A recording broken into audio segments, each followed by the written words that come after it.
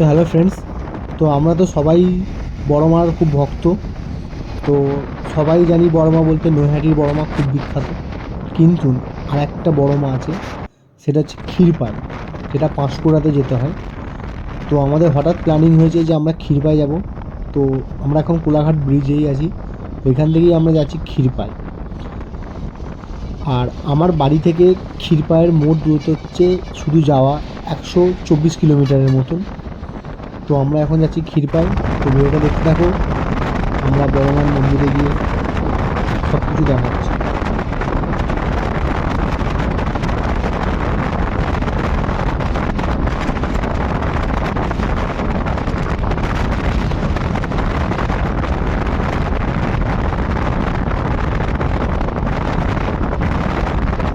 তো দীর্ঘ পথ অতিক্রম করার পর অবশেষে আমরা পৌঁছালাম বড় মায়ের মন্দিরে।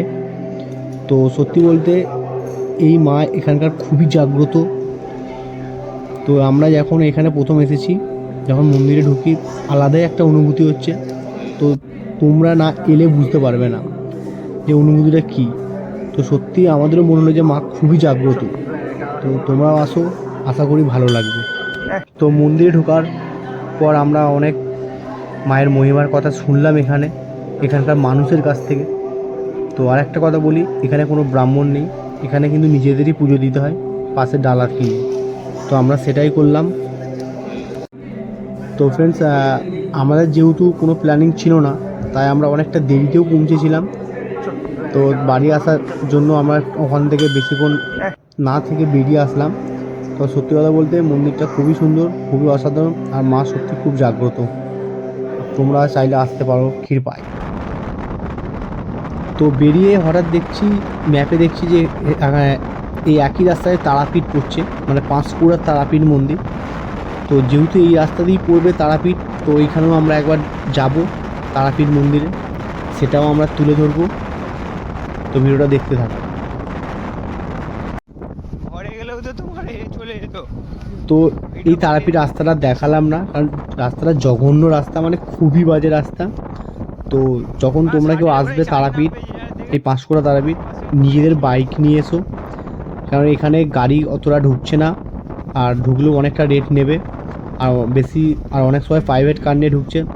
তো বাইক নিয়ে এসো, সব থেকে ভালো হয়, কারণ রাস্তা খুবই খারাপ, প্রচুর গাড্ডা গুড্ডি আছে, রাস্তায় জল জমে, বাইকটাই বেস্ট হবে। তো বাইক নিয়ে আসো। আর আমরা এখন পৌঁছে গেছি পাঁশকুড়া তারাপীঠ। তো দেখতেই পাচ্ছ আমরা এখন পৌঁছেছি পাঁশকুড়া তারাপীঠ মায়ের মন্দির।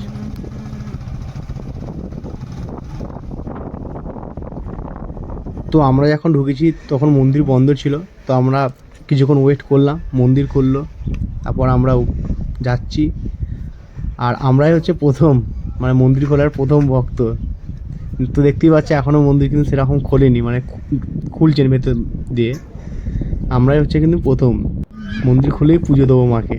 তো আশপাশটা দেখতেই পাচ্ছ ওপর থেকে, খুবই সুন্দর, গ্রাম্য পরিবেশ, খুব সুন্দর, আসলে কিন্তু মন ভালো হয়ে যাবে। তো আরেকটা কথা বলি, এখানে কিন্তু ভিডিও ছবি তুলতে দিচ্ছেন, কেউ বারণ করছেন না।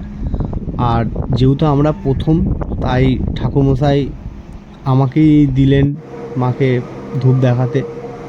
তো ধূপটা দেখাবো আর এখান থেকে চলে যাবো, যেহেতু আমরা অনেকটা প্ল্যানিং ছাড়াই এসেছি।